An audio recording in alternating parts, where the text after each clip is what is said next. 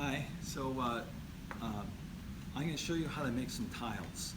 The tile project will be in the assignments, the description of what you're going to do with them. There will be three-dimensional tiles, not just going to be just flat tiles. That we'll build on using the stamping and adding and subtracting according to some themes. We'll be making 4 tiles, and so I just want to show you how to make a tile. So I have my clay, and I want to get it into the ballpark, so I'm just going to go ahead and get it kind of down to size. So I'm making a pancake. I can go like that too. Okay, get it in the ballpark. Your tiles can be a 1/2 inch thick, and maybe you do want them a little bit thicker. I have a 3/8 inch thick board here, but you can make them a 1/2 inch thick. It's fine, and that might be easier to work with. So I have these slats here, and these slats determine the thickness of the tile. Then I have my rolling pin. You guys should have rolling pins with your kits, as well as these little slats. So anyway, so you can start in the middle and start rolling it out.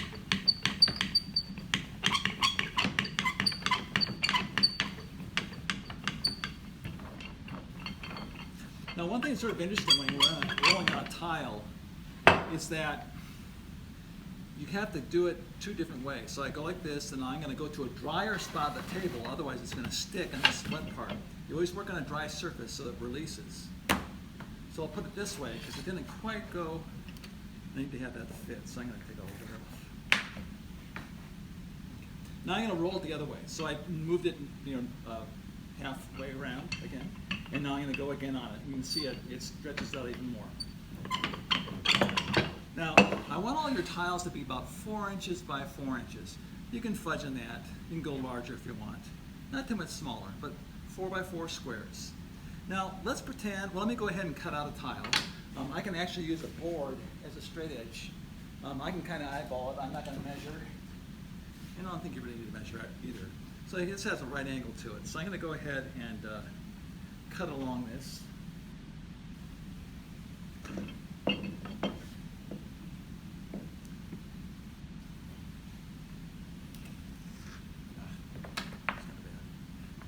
Be more careful than I am. Now sometimes it's best to wait for this tiles to set up a little bit, because when you cut them, they're a little bit flexible, and it can keep a corner, but it's kind of hard to keep a corner. You might want to set up a little bit, but otherwise I'm not going to let it set up now because we don't have time, so I'm just going to do this. I line up so it's pretty much, and again I'm using my felling knife. You can use a what do you call a paring knife from your kitchen. So now I have sort of a tile shape. And again, because it's wet, I can get fingerprints in here and ruin my corners and stuff like that. So you want to be careful not to do that.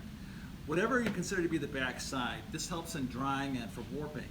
I don't want to go too deep, but I'm going to put some parallel lines back here, maybe about every 1/2 inch. Again, this is not rocket science. You've probably seen these in tiles, like commercial tiles you get from Home Depot or elsewhere.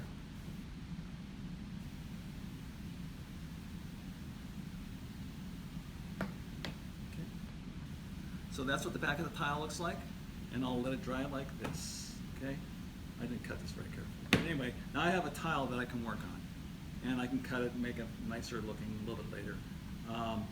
On top of this tile, we'll be making 4 tiles, and I'm going to build and subtract and do stuff to this according to the themes on the assignment. We'll be doing texture tiles. Anyway, that's how you make a tile.